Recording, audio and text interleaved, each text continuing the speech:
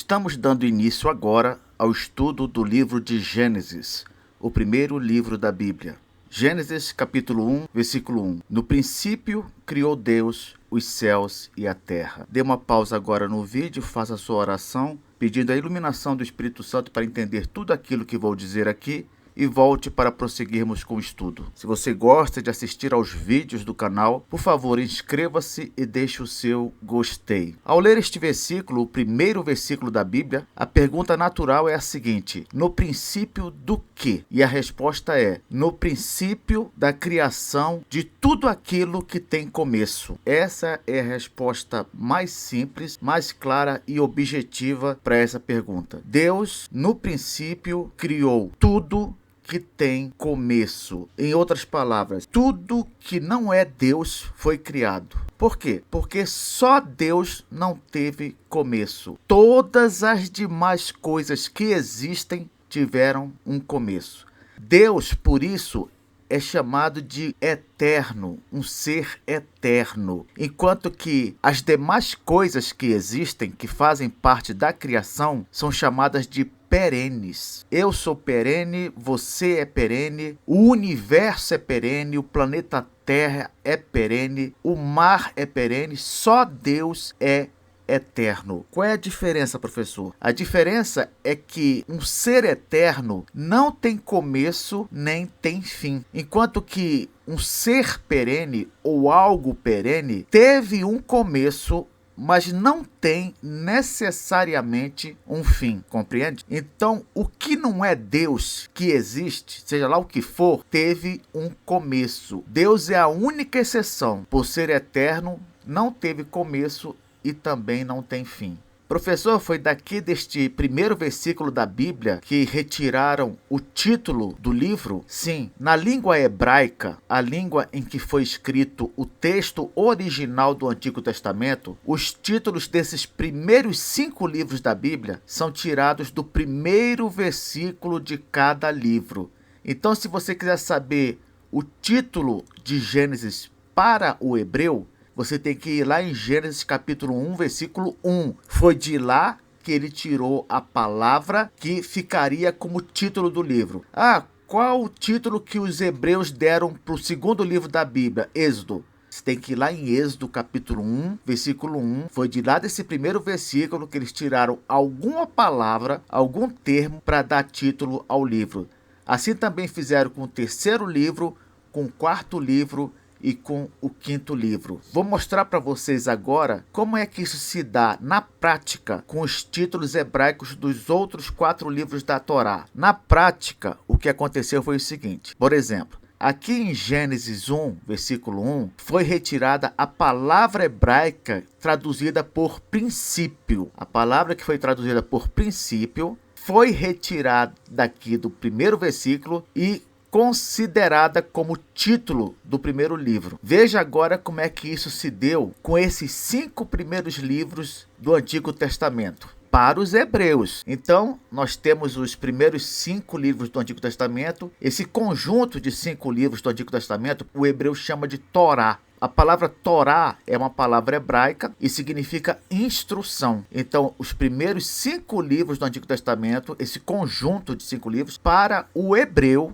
para o judeu, é chamado de Torá. E aí eles fizeram? Eles olharam palavras do primeiro versículo de cada livro e escolheram uma delas como título. Em Gênesis aparece a palavra Bereshit, que foi traduzida por início ou princípio. Então, o nome do primeiro livro da Bíblia para o judeu é Bereshit, que quer dizer início ou princípio.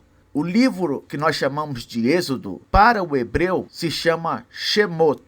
De onde eles tiraram Shemot? Shemot é uma palavra hebraica para nomes e tiraram esse título de Êxodo capítulo 1, versículo 1. O terceiro livro da Bíblia, que nós chamamos de Levítico, eles chamam de Vaikra. De onde eles tiraram isso? Vaikra significa e chamou, e tiraram esse título de Levítico 1, versículo 1. O quarto livro da Bíblia, que nós chamamos de Números, os judeus foram lá no capítulo 1, versículo 1, e escolheram a palavra Bemidbar, que significa no deserto. Então, o título do quarto livro do Antigo Testamento para o judeu é No Deserto. Por fim, o quinto livro do Antigo Testamento, que nós conhecemos como Deuteronômio, o judeu foi lá em Deuteronômio 1, versículo 1, e escolheu a palavra hebraica Devarim, que significa palavras ditas. E assim ficou o título do quinto livro para eles, Palavras Ditas. Então, se você perguntar para o judeu quais são os nomes dos primeiros 5 livros da Bíblia, eles vão dizer princípio, nomes, e chamou, no deserto e palavras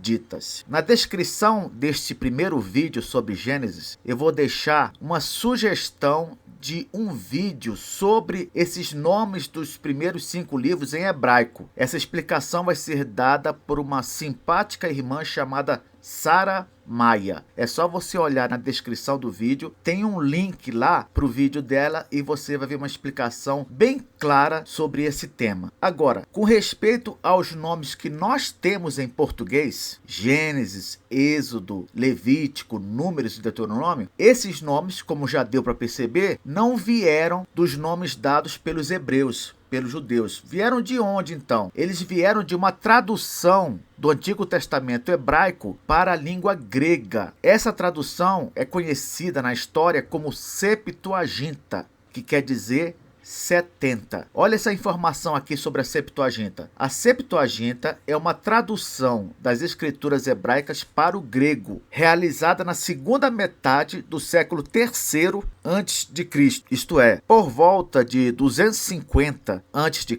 foi feita essa tradução do Antigo Testamento hebraico para o grego, onde, lá em Alexandria, no Egito. Alexandria, na antiguidade, tinha uma biblioteca enorme. E então foi encomendada uma tradução do Antigo Testamento hebraico para o grego, porque lá mesmo em Alexandria, no Egito, havia muitos judeus morando. Então, como esses judeus que saíram de Israel, eles já não dominavam mais o hebraico, esses judeus que eu falo é aqueles que se espalharam pelo mundo. Eles já não dominavam o hebraico. Para possibilitar a leitura do texto do Antigo Testamento, encomendaram essa tradução para o grego para que esses judeus pudessem ler. Como eu falei, esse termo Septuaginta, que é o nome dado a essa tradução, quer dizer 70. Mas por que foi dado esse título de Septuaginta 70 para essa tradução? Porque reza a lenda que 72 sábios de Israel fizeram essa tradução. Foram chamados 6 sábios de cada uma das tribos, e como são 12 tribos, nós temos aí 72 sábios, e eles fizeram essa tradução a pedido daquele que na época era o rei do Egito. Pois bem, dessa Septuaginta, essa tradução para o grego, é que nós herdamos o nome de Pentateuco para os primeiros 5 livros da Bíblia, sabia? Repito, para o judeu, o conjunto dos primeiros 5 livros são chamados de Torá. Agora, na tradução da Septuaginta, esse conjunto dos primeiros 5 livros é chamado de Pentateuco.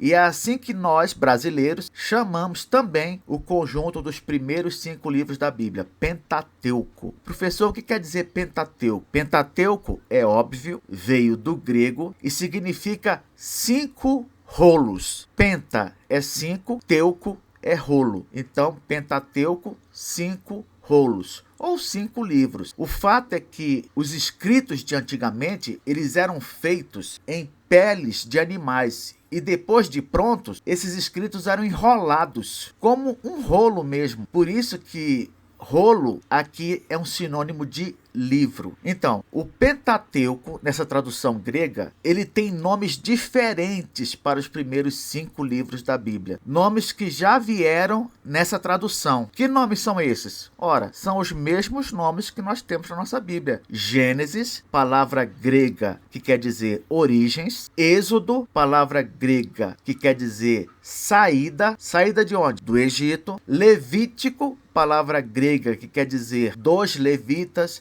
a respeito dos levitas, ou sacerdotes. Números, que veio de uma palavra grega também, da Septuaginta, e foi dado esse título porque o livro de Números trata de um recenseamento dos hebreus, uma contagem do povo para ver quem poderia ir para a guerra. E Deuteronômio, que também vem do grego e quer dizer literalmente segunda lei. Por que, professor, segunda lei? Porque se você der uma olhada no livro do Deuteronômio, você vai ver que Moisés repete a lei do Sinai para o povo. Repete aquilo que eles receberam de Deus lá no Sinai. Por isso é que, se você fizer uma comparação, você vai perceber que os 10 mandamentos, eles aparecem tanto em Êxodo 20, como também em Deuteronômio capítulo 5. Por isso que Deuteronômio significa segunda lei. Mas qual é mesmo o título do 5º livro para os hebreus? É Deuteronômio?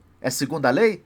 Não, o título do 5º livro para os hebreus é Devarim, que significa palavras ditas. E foi retirado de onde? Do 1º versículo do livro. Continuando, é importante também a gente saber que a criação de Deus, essa criação que eu acabei de citar aqui, ela trouxe à existência tudo que não é Deus, porque Deus é a única coisa, o único ser que existia, certo? Então, todas as demais coisas surgiram na criação. E entre elas, eu quero destacar 3 coisas que surgiram, muito importantes. A primeira, o tempo. O tempo surgiu no princípio da criação. Por que a gente diz isso? Porque uma vez que Deus sempre existiu e o tempo só começa a ser contado a partir do surgimento de alguma coisa, então quando só havia Deus, não havia tempo, não havia contagem de tempo, entende? Porque Deus sempre existiu. Agora, a partir do momento que algo começa a existir, aí começa uma contagem de tempo. É por isso que os comentaristas, os teólogos, os estudiosos em geral, eles dizem que Deus criou o tempo lá no início da criação. Porque a partir do momento que ele criou alguma coisa, essa coisa teve início e começou para ela a contagem do tempo. Outro elemento importante que foi criado por Deus no princípio, o espaço. O espaço físico, o espaço material. Por quê? Porque sendo Deus um espírito, e nós vamos ver aqui no decorrer dos nossos estudos que Deus é um espírito infinito, eu ainda vou explicar tudo isso, mas você só deve saber agora o seguinte: sendo Deus um espírito, é óbvio que ele não ocupava qualquer espaço físico, porque um espírito não precisa de espaço físico, é um espírito. Então, quando Deus criou coisas materiais, por exemplo, quando ele criou o universo, os planetas, as estrelas, a Terra, aí com isso surgiu o que também? O espaço físico. Antes dessas coisas existirem, não havia o espaço físico. Por fim, Deus também criou ali no início a matéria. Mas antes de Deus criar, lá no princípio, não havia matéria? Claro que não. Antes de Deus criar qualquer coisa, só havia ele, só havia Deus. E Deus é um ser espiritual. Logo, não existe matéria em Deus. Não existe. Um espírito não tem elementos materiais. Então, quando Deus criou o primeiro corpo físico, o primeiro elemento físico, ali ele criou também, pela primeira vez, a matéria. Algo interessante de se observar com respeito a esse primeiro versículo é que ele diz, criou Deus. E em nenhum momento você vê qualquer preocupação em se provar a existência de Deus. Percebe isso? Em nenhum momento a gente vê a Bíblia, na verdade, querendo se preocupando em provar a existência de Deus. Por quê? Porque a Bíblia já subentende que ele existe. A Bíblia, naturalmente, ela é contra o ateísmo, a crença de que Deus não existe. Ela é contra, naturalmente.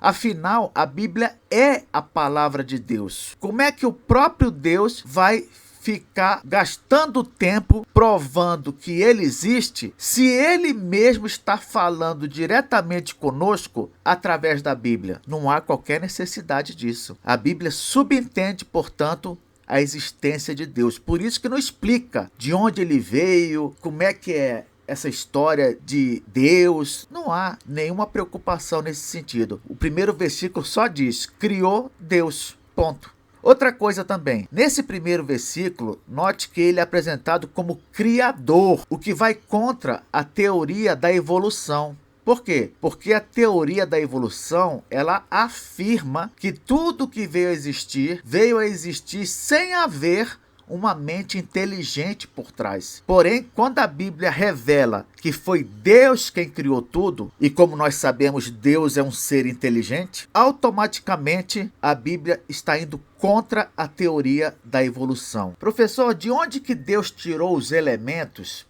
para criar o que ele criou? Deus não tirou de lugar nenhum. É por isso também que na teologia há uma expressão que é a seguinte: criação ex nihilo. Essa expressão ex nihilo é uma expressão latina. Ela significa do nada. Em outras palavras, criação do nada. Deus simplesmente trouxe à realidade, trouxe à existência o que não havia, o que não existia. É assim que nós cremos. Uma curiosidade aqui, essa palavra que foi traduzida no primeiro versículo como Deus, é uma palavra hebraica, Elohim, e ela significa literalmente deuses, no plural. Como assim? Se a palavra significa deuses, por que ela foi traduzida no singular como Deus? Porque na antiguidade, algumas línguas elas faziam o seguinte: elas utilizavam o plural para descrever algo superlativo, algo elevado a um grau maior. Seria como se quisesse dizer assim: olha, Deusão, o grande Deus. Em vez de falar Deusão, o grande Deus, o que eles faziam? Eles pegavam a palavra no singular, colocavam essa palavra no plural e com isso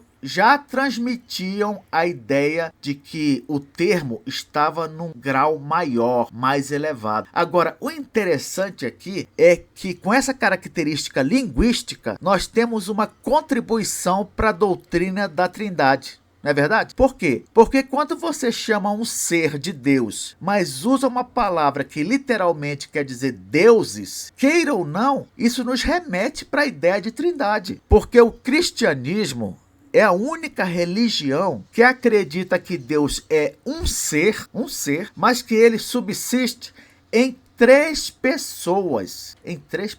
Então, com certeza não é coincidência que o hebraico precise colocar essa palavra no plural para se referir a Deus. Isso já foi designado pelo propósito do próprio Deus, com certeza. Prosseguindo, Deus criou os céus e a terra. Essa expressão, os céus e a terra, ela é considerada por todos os teólogos evangélicos como se referindo à totalidade do universo. Como assim, professor? Quando Gênesis 1, versículo 1, diz que Deus criou os céus e a terra, quer dizer que ele criou todo o universo. E que além de ter criado todo o universo, ele criou também os três céus. Os três céus. Ué, existem três céus? Existem. Na próxima aula eu vou explicar isso direito, mas apenas guarde isso agora. A expressão os céus e a terra, ela significa não só o universo todo, com suas estrelas, os seus planetas, mas também os três céus que existem. Professor, fiquei curioso, eu quero saber agora de qualquer jeito sobre esses três céus. Por causa do tempo não vai dar para tratar do assunto neste momento, mas é sobre ele que vamos falar na próxima aula.